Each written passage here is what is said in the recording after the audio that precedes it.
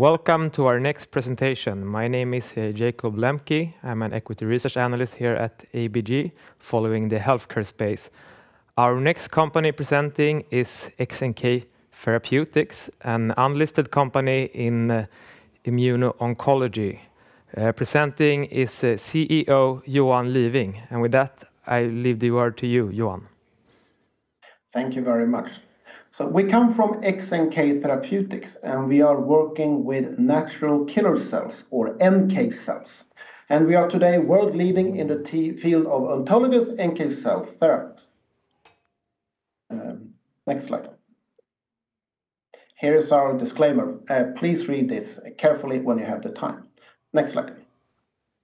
My name is Johan Liwing, and I'm the CEO of XNK Therapeutics. I have working 20 years in the pharma business, most of the time in Janssen, or the pharmaceutical company of Johnson & Johnson, where I, the last 5 years, worked in global roles. And as a background, I'm an engineer in physics. Next slide, please. XNK Therapeutics in short.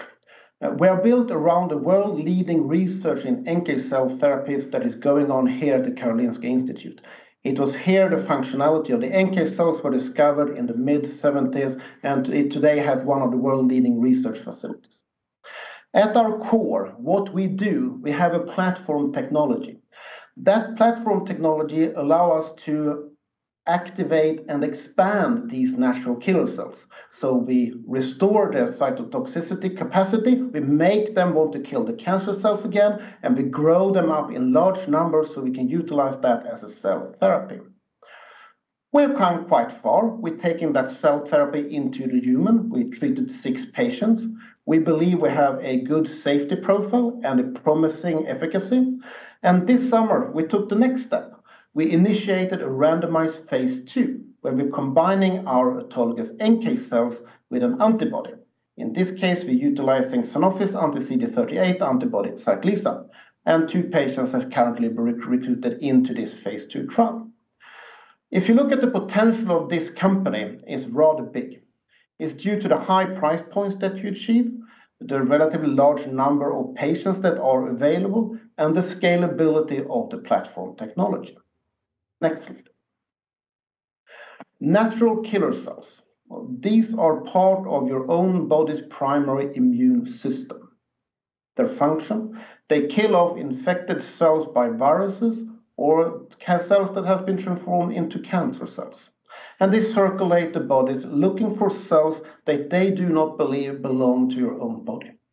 And when they find such a cell, it says, this cell does not seem to belong to my body. It's been infected by a virus, transformed into a cancer cell. I'm going to start my killing machine. And so it kills off that cell very effectively, and then it moves on looking for the next cell. When you get cancer, when the cancer develops in your body, the cancer cells are taking over and then suppressing the functionality of these NK cells. So in short, they don't want to do much. They don't kill off these cancer cells. And our company, the core idea on what we do, we take these NK cells out of the body, we restore their cytotoxicity capacity, we make them so they want to kill off the cancer cells again, and we grow them up in large numbers so we can utilize that as a cell therapy. Next slide. If you look at the broader market, this company was founded back in 2012. There were not many other companies around. We are one of the pioneering companies. And we worked on quite good over the times. But something happened in the market 2018 and 2019. There were some preclinical data coming out. There were some clinical results coming out showing that these NK cells, this cell therapy utilizing NK cells, seem to be having the same efficacies and the T cell therapies we have been working with, the CAR Ts, things like that. But they seem to have a much better side effect profile. And then the interest in this field starting to really boom. And today you will see a new deal almost every month. The bigger companies have now started to gain interest. So it's a very interesting marketplace to be in. Next slide.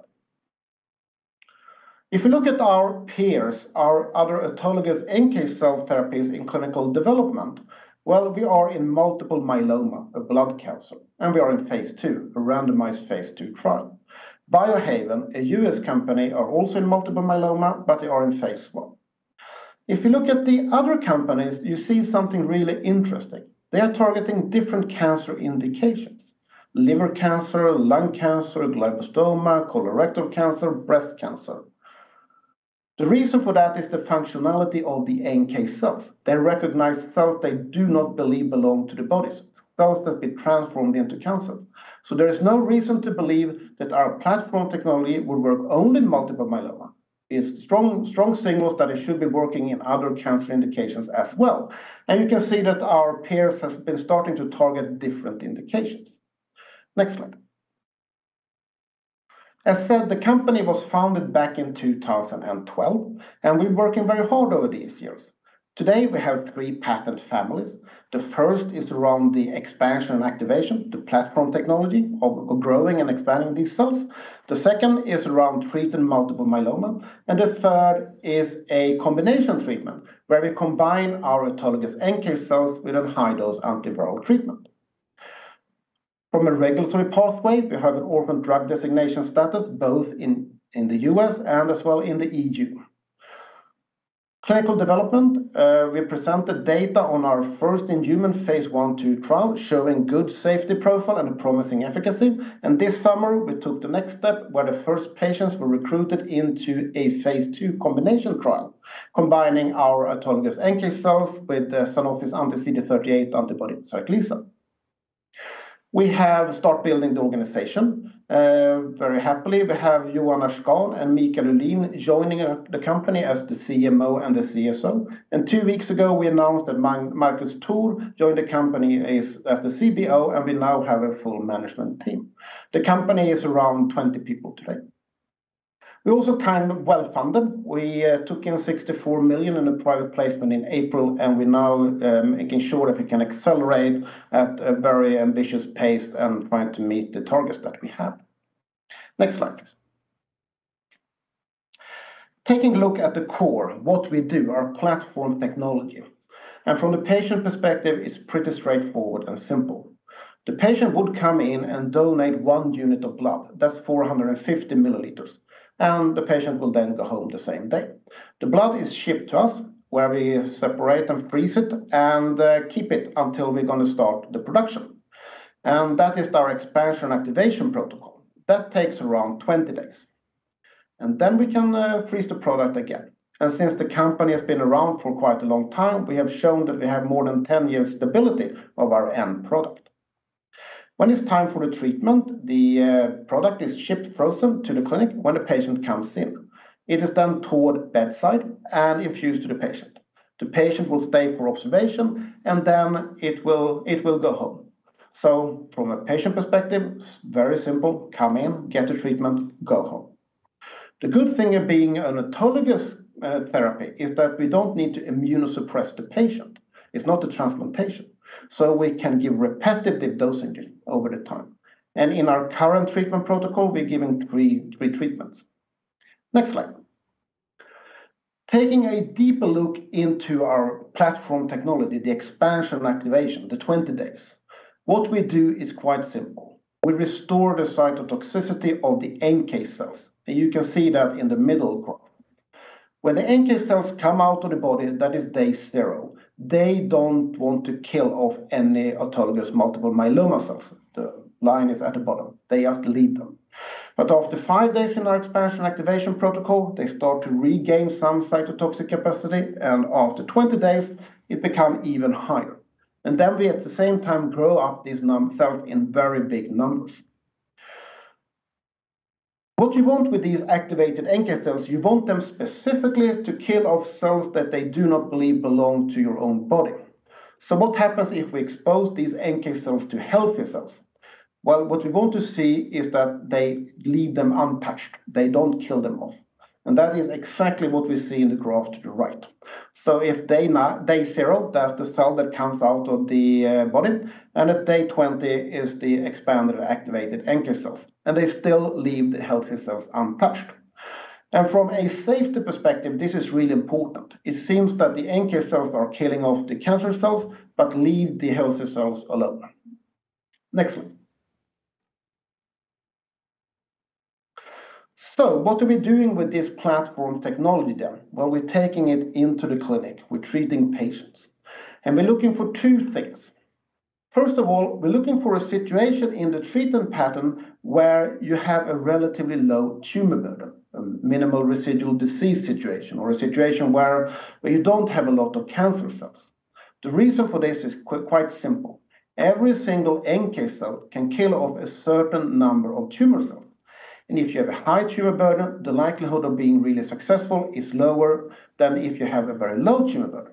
So we believe that our cell therapy will be most effective in a situation where you start off from a relatively low tumor burden. Secondly, on the market today, there are commercially available antibodies, like Sanofi's anti-CD38 antibody Sarclisa, who is utilizing the body's own NK cells for its killing machinery. And we strongly believe that there is a synergistic effect utilizing these commercially available antibodies in combination with our expanded and activated NK cells that we give in large numbers. We strongly believe that there's a big synergistic component in that combination. So we come the furthest in multiple myeloma, I'll come back to that.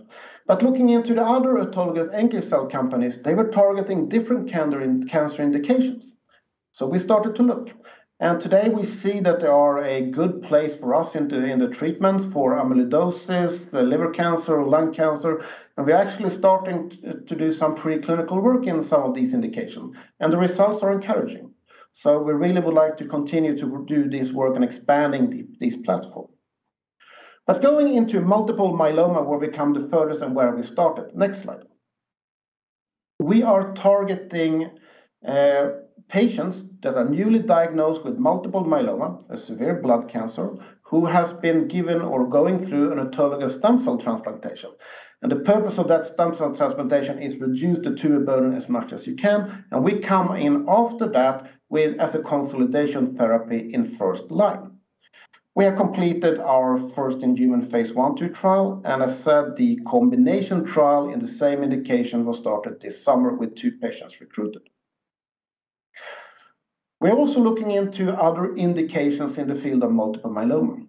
Smoldering multiple myeloma is a pre-stage of multiple myeloma, and there's high-risk populations that within a few years will go from being asymptomatic to develop symptomatic multiple myeloma. And we believe that that's going to be a sweet spot for our autologous NK cell therapy. Looking at the elderly population, the population that do not tolerate an autologous stem cell transplantation, we also have preclinical studies ongoing there to see if we can find spots where we can actually utilize our NK cells, preferably as some kind of consolidation therapy after debulking with traditional chemotherapy. Next slide. If we take a look at the clinical data that we have from the first in human ACP001 study, it was a safety study. And we've treated 6 patients, escalated dosages, 5, 50, and 100 million cells per kilo body weight. In total, 18 dosages were given.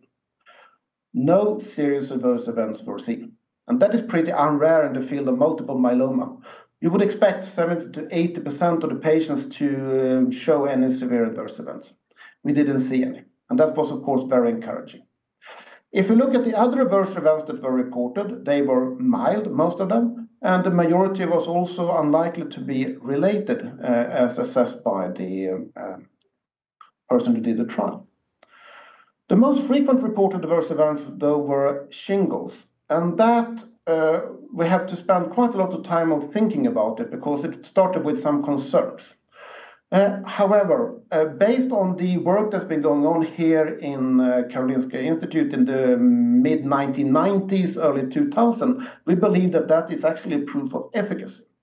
What has been observed in mice and in preclinical work is that when you get chickenpox as a children, the virus will sleep in the dorsal root ganglia and don't do anything.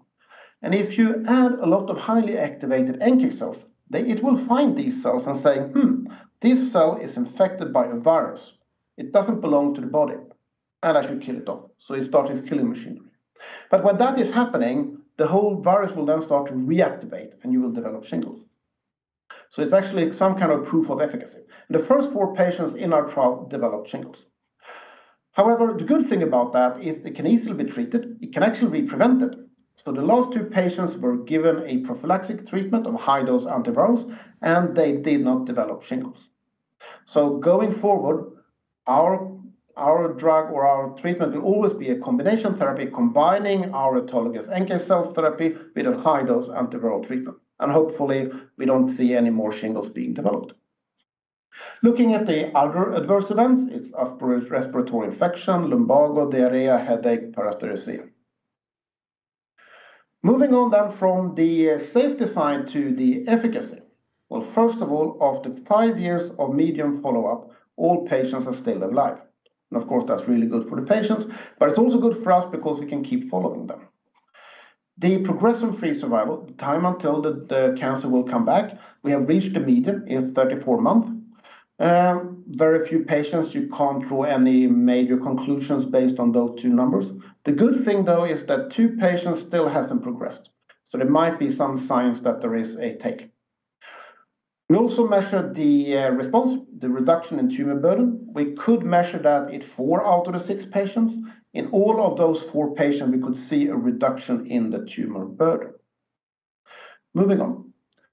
Biomarkers. When the NK cells are killing its target cells, it's using its killing machinery. And part of that is granzymes or granzyme B. And we could measure that. And in the graph in the middle, you could see a sawtooth pattern. So we give increased dosages, 5, 50, and 100 million cells per kilo body weight. And we see increased level of granzyme B in the blood. But it goes away. And that's so because the NK cells is migrating into the tissue. That's exactly what we want to see. What really encouraged us and what we really think is really interesting is what you see to the right. We have bone marrow samples. We have that at diagnosis, and we have it 4 weeks after the last infusion. So what we see in all of these patients is increased levels of granzyme B in the bone marrow. And as you might know, if you have multiple myeloma, the cancer cells are located in the bone marrow. And seeing increased levels of granzyme B to us is a sign that there might be some killing going on. That the NK cells that we actually put into the patients is migrating into the bone marrow and killing off the targets.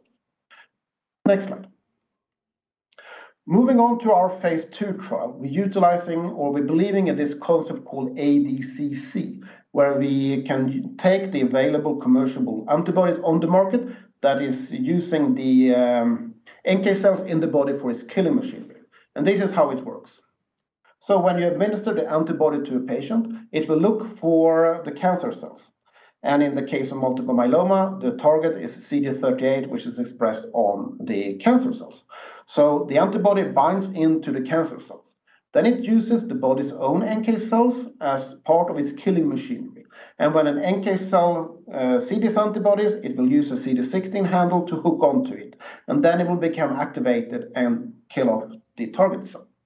But what happens if you, together with these antibodies, give a large number of highly activated NK cells? Well, we believe there's going to be a very strong synergistic component. And that is what we tested in our phase 2 trial that started this summer. Next slide. So in the phase 2 is a randomized trial. We are giving 30 patients the anti-CD38 antibody, and 30 patients are giving the autologous NK cells together with the anti-CD38 antibody.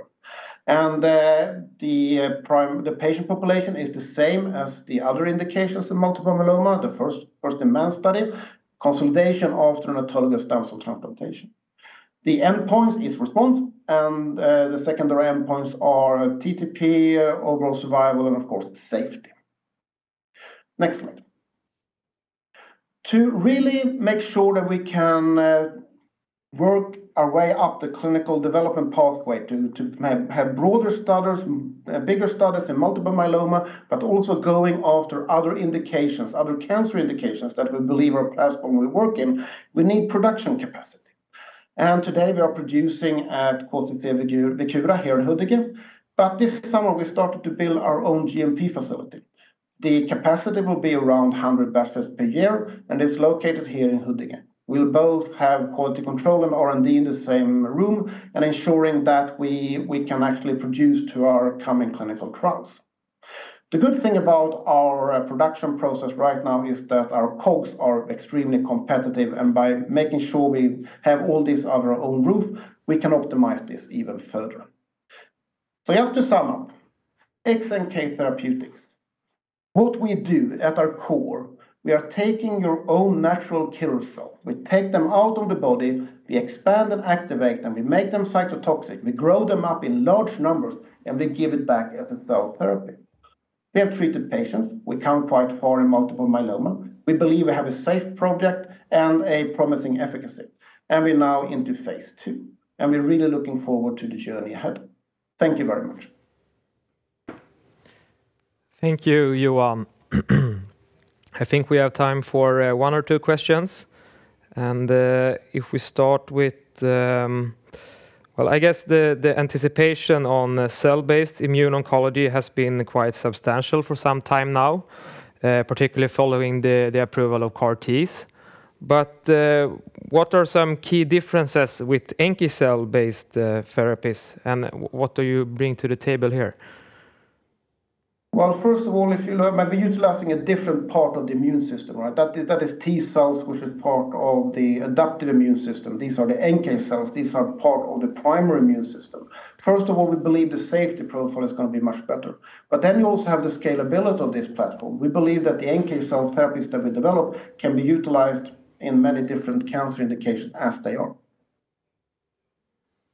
And your therapy, it's based on your proprietary process of activating and expanding autologous NK cells. Can you maybe talk a bit about how the cells have been altered and improved following your process? Absolutely. So what you could see is that they upregulate quite many things on their cell surface. They become cytotoxic, as you could see. What is good, and we don't mention it here, is that what also happened in the process, they downregulate a certain marker called CD38. And that is essential for the combination with the antibody, because typically these NK cells shows CD38 markers on their surface, which means they will be targeted to the antibody. However, since our NK cells are downregulating that could be used in combination. So other companies, if they want to do something like us, they potentially need to gene modify their NK cells. Great. And this a last question. As you mentioned in your presentation, the sort of activity in NK cell therapies and the interest from big pharma has expanded quite a bit recently. How should we think about this in terms of competitive landscape and the NK cell therapy field in general? Well, the NK cell therapy is moving very, very quickly. It's going to probably the next generation of cell therapies to the market. Given the scalability of these platform technology, I see most of our competitors actually companion. We need to drive this together. There are very many indications that you can work on. So there's a highly attractive field to be in. And we are on the forefront. We're on phase 2. Okay. I think we'll stop there. Thank you very much, Johan, for your presentation. Thank you.